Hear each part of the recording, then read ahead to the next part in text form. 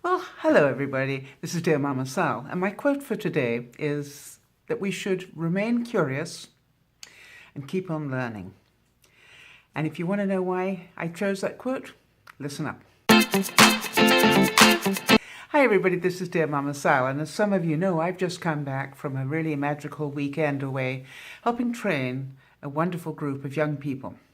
I was at the Loon Lake Resort here in British Columbia. And I thought what I would tell you about is, first of all, 3 things that I learned. Now, you're probably going, wait a minute, didn't you go to teach them? Well, yes, I did. But you know, I found in life that you can learn as much as you can teach. So here are 3 things that I learned this weekend. The most enjoyable one for me, because I have never been able to do it before, was somebody took the time to show me how to shoot a hoop. Really. I've never done that before. And one of the things I always try and do when I'm around young people is actually get them to teach me something, because why wouldn't I? So I really, it took me quite a few goes. I'd love to tell you I got it right the first time, but of course I didn't. But you know, the wonderful thing was I did get it. And it was a wonderful feeling. I was very, very, very overjoyed was the word. You know, my inner kid was just happy as could be. The second thing that I'd have to say I learned was a little bit shocking. And I say a little bit shocking because I hadn't expected it. One of the exercises we did was to actually ask the young people to, they were in different groups, and we asked them to sort of visualize their perfect community. Because a lot of what we did this weekend was about helping them see that they could have an impact on their community. What stunned me, and therefore I learned a lot by it, was that of the probably, I think we had 6 or 7 groups, of those groups, the overall majority of them said that the community they would choose to live in, the one that they thought was the most pleasurable and sustainable, was that of farming. Having grown up on a farm, I must admit I did mention to them, did they know how much hard work it was? Because it looks like it isn't. It fascinated me because I thought, wow. You know, when we think of today's youth, we think of them so much about, in terms of technology. I don't think that I had expected them to say they wanted to become farmers, and that they wanted to live off the land, and that they wanted that sort of quieter lifestyle. I found that fascinating. And the third thing that I learned, and I think I'd have to say I relearned, was the value of friendships. Because for me, I wouldn't have been there without a friendship. My dear friend Patty invited me to come and speak, and I've known her for 28 years, and that's quite a lifetime. And I think the important thing for me was, in terms of friendships, that after I had gone early, I went in the night before and spoken to a lot of the young people before I went in to do my speech. Everything that I heard from them made me want to change the speech that I was, if you like, slotted to give. I was slotted to give a very motivational rah-rah-rah type speech, and just when I heard what the young people were telling me in answer to questions that I asked, I thought, you know, I need to go a bit deeper with this group. They are actually going to benefit a lot more from me if I handle 3 different subjects. So what were the 3 things that I taught? Well, number 1, because how could I not? I talked to the young people about that they didn't have to be normal.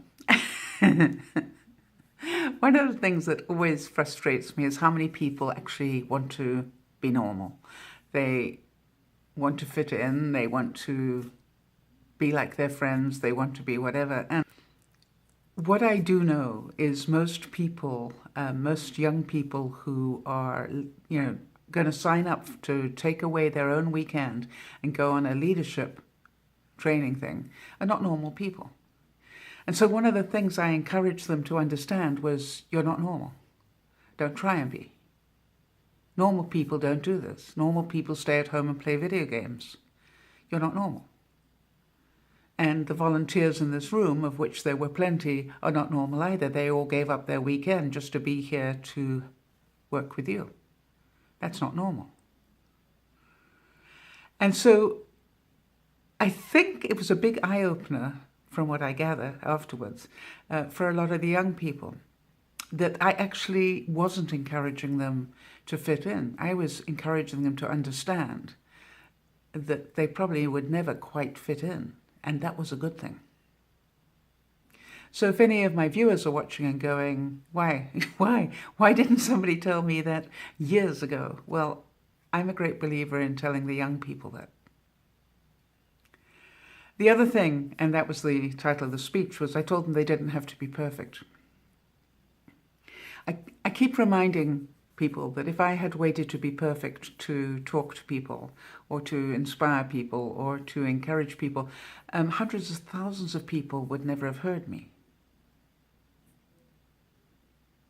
Does that make sense? If I'd waited until, I was smart enough, thin enough, whatever, grey enough, I would never have done it. It's just impossible. I just started talking about it as soon as I felt the passion to do so. And that's what I talked about is, that you do get passion, you will feel it. You wonder, why am I here? Why am I doing what I'm doing? And then you'll get passionate about it. I was explaining to them about becoming a YouTuber. There's a passion about it. Boy, I want to tell you, there are so many days that I could gladly give it up. But there are so many days when somebody will write to me and say, thank you for today's vlog. I really needed that.